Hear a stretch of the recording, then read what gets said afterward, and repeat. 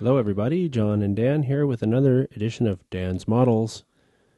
Looking at some Amtrak. This is HO scale, by the way. Yeah. And I like these. You know, I know a lot of people don't like these because they're kind of boxy looking, but I like them.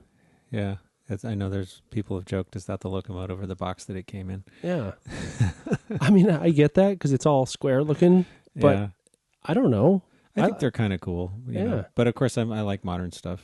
Yeah. I like old trains. I just like trains. Let's just face it. Anything on a rail, right? Yeah. So what's the story with this one? Well, this is an Athearn HO scale P42DC. This is one of the older ones that was released as a blue box model. They've since re-released them as in the ready-to-roll line.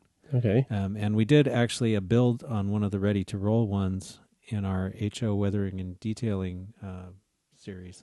It was either volume 3 or volume 4. I don't remember which. Yeah, I can't remember which off the top of my head, but basically all the stuff that I did to this one, I did to the one in the build. So if you want to, really see like step by step how I did it, it's worth checking that out. Yeah, one of the cool things, and I remember from taping that weathering and detailing series, there was a lot of under the body detail on this one that was piping and stuff like that. Let me take a look at Yeah, there it is. Yeah, this is all that stuff. Details West actually has a kit for these engines that has a lot of these parts for you, like a lot of these little air filters and all this piping. These are the stock tanks that came with the engine, but all the piping is from the kit. And it also includes the sander brackets on the trucks and some other parts. So it's definitely if you have one of these and you want to detail it, it's definitely a good kit to buy because it pretty much has everything you need in it. I would suggest, at the risk of sounding very self-serving, that if you do want to get the kit and you do want to build this, that you check out the weathering and detailing volume that we did with the sister of this model on it, because there's a lot of detail, and if you don't know how to put everything together, it could be a pain. Yeah, it is a little bit of, it's a little bit of work, and this stuff is very delicate because it's soft metal casting, so you have to be really careful with, especially with these little pipes, because they're very fragile. So, once they're installed, it's not too bad to handle the engine as long as you don't touch it. But and also, if I could turn it over, it's got this little screen thing, which is in front of one of the air filters, I think, on the bottom, which is kind of neat because it's actually photo etched and you can see through it just like the real ones. Right. I remember you rolled that on a little mini screwdriver to curve it. Yeah, it comes flat, so you have to curve it yourself. So that's one of the little somewhat tricky parts of doing this. But doesn't Cato make some of these models too in HO scale? Or they do. They've brought out a P42DC that's sort of the modernized version. These are kind of more the as-built. The main difference is in the nose, because Amtrak did something to the noses of all of them and made them removable, so there's like an extra seam in it with some rivets and things, or screws, or I don't know what they did. But anyway, sorry, I didn't mean to interrupt. What were you going to show on the back? Oh, just that I added, like the HEP cables. Those came in the kit. And I also added MU cables, which didn't come in the kit. Those are, I think, Detail Associates parts. That's what they used to, if it was coupled to something, well, obviously it doesn't really work on the model, but if they're coupled to cars, they would plug those into the cars, and that gives power to the cars. Oh, HEP, head-end power. Head-end power, yeah. And the MU cables are from Detail Associates, and the uncoupling lever, I'm not sure about the back. In the front, I had to make my own.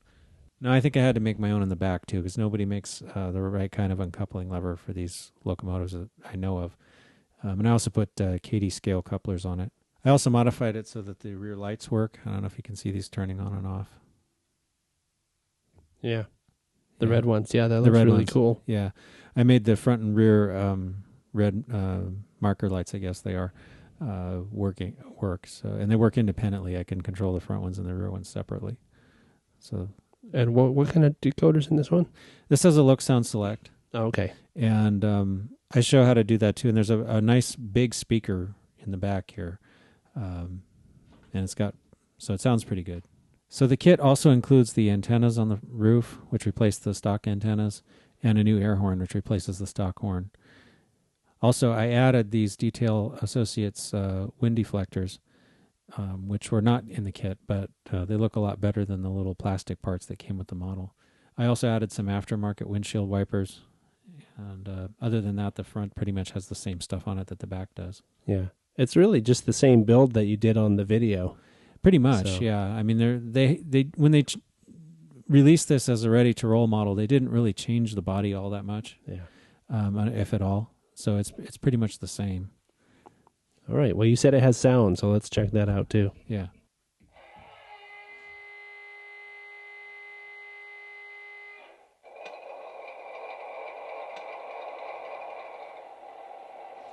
One thing I like about this is because it has a big speaker, because it's a body, the body on the unit is big enough for it.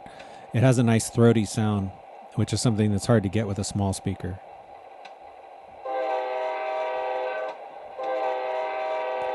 And the Amtrak horn sounds pretty good too. That's one of the things I like about the Select is they give you a bunch of horn choices, and one is the Nathan K5LA, which is what most Amtrak engines seem to have on them.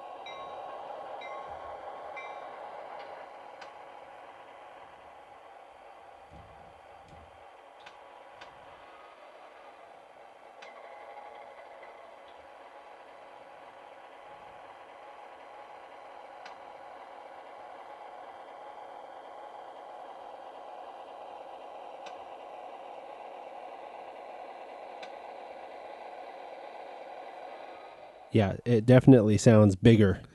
Yeah, I like the sound that I can get out of these with the big speaker. I also made I usually make my own enclosures, and I actually built the enclosure into the body, so it pretty much takes up most of this area back here. I had to, it's actually kind of a shape like this. It comes down like this and then goes back and then goes down, so that actually where you're looking in the windows here is actually into the sound enclosure. The reason I did that was just to make it as big as possible, and More resonance, yeah, right? Yeah, sound generally the bigger enclosure you can use, the better the sound's going to be. Yeah. And by the way, that's another thing you can see on the weathering and detailing videos. Yeah. How to build a speaker enclosure into your locomotive and seal it with the blue RTV. Now, one thing I did on this one that I didn't do on the build was I replaced the original motor with a CAN motor. I didn't do the one in the build because actually the motor it had in it seemed to run pretty well, and I didn't think it was worth spending money on a CAN motor and doing all the work to change it. But this one I had done it, and whether it was necessary or not, I don't know. But at the time, my mentality was you just did that with Atherns. So, All right. I did it. But anyway, But either way, it runs pretty good. So I'm pretty happy with it. All right. Well, I guess that'll do it for this episode. We'll catch you next time. Yeah. See ya.